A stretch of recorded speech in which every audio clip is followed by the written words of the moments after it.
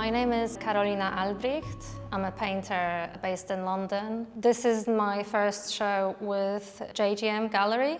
The show is the result of paintings I made in 2020. The title of the show, Offbeat, comes from thinking about the concept of syncopation. I think that music and painting are closely related, and it might be something to do with me listening to the music when I'm in the studio. So it's almost a simultaneous act. You know, there's the beat and there is the mark that you're making. It's this sort of dual process almost, but of course there's more to it.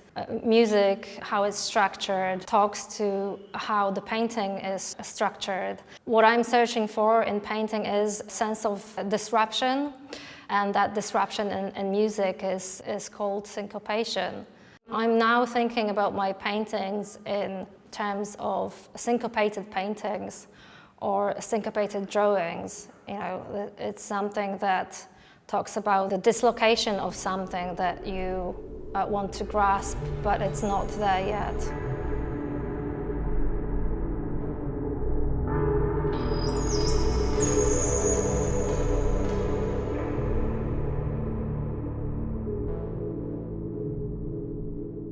I think painting and music are parallel in a way. So painting is a metaphor for music, and music can be a metaphor for painting.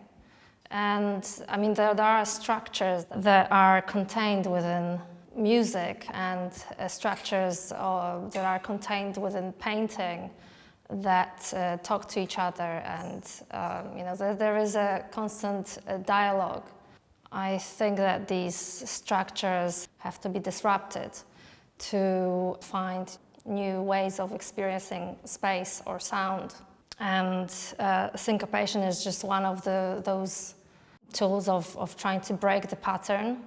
It's a sort of a play with anticipation almost. I think the nature of painting is to unite fragments together. I'm thinking of fragments of time, of space coming together at once.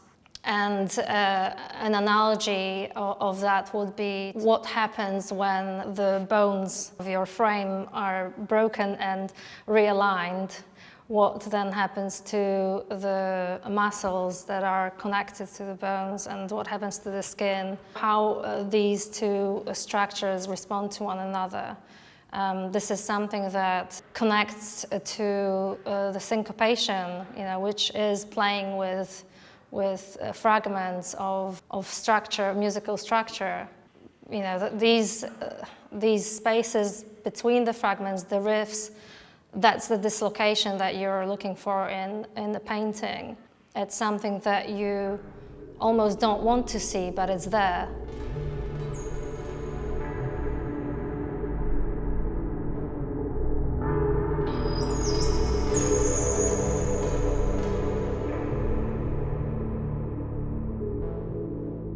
Some of the paintings have a very specific system of titling, and that's something that happened during lockdown. There was a different kind of relationship that I developed with painting, with the process of being in the studio, a certain kind of intimacy. I was more in tune with myself as one of the objects almost within the studio.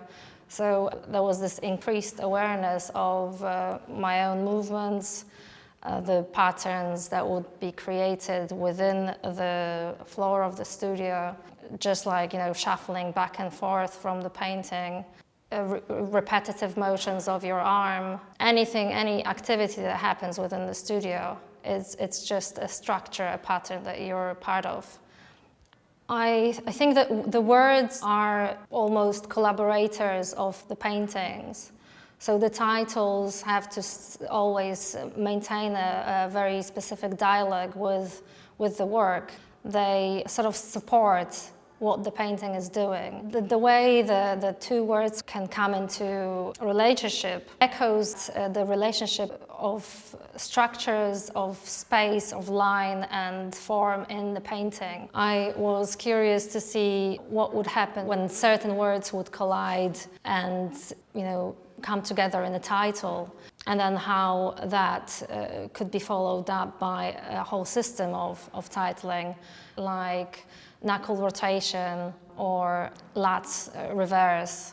There's also this sense of humor that I could find, to combine these words together. If you think about lats reverse, the title isn't a clear enough image that you might think of, and it can open up a lot of different ways of thinking. What the painting and the titles, they are openings, so it's just a way of breaking out of how we see things.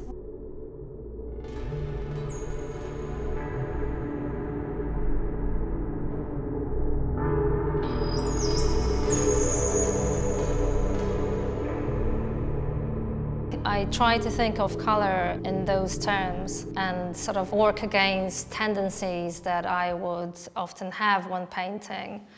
The colors that you naturally gravitate towards, I'm kind of aware of these habits or patterns that I create for myself, and you have to, as a painter, you have to set up these limitations to work out where you are and to work out where you want to go further, which walls to break. I was taught to think of painting and art in certain terms like impressionism or prehistoric art. But I think that when you're experiencing the painting itself, those codes disappear.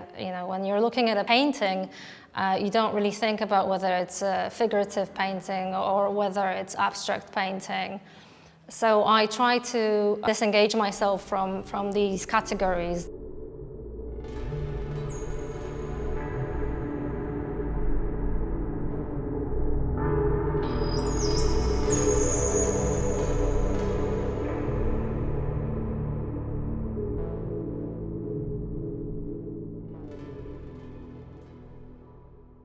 The materials I use come from different sources. They might enter the process in an unexpected way. I might see a sculptor using materials that I wouldn't normally think of using in painting and try to combine it together as I'm trying to sort of break away from my own limitations. I started painting with jute last year, actually. It was beginning of 2020. And there is a certain physicality to jute and something that happens on the surface of the material, which again is this kind of disruption, because there might be a fiber of jute coming out of the surface. It's just part of it. So you sort of have to engage with it from the very early stages of painting. So the structure of the material is something that I was curious about, how that would come into play with the work. I would have to somehow contain it. I started making a painting called Soft Dock, and there is a sort of overlay of jute fibers that kind of resemble hair. So there's this, again, this sort of element of humor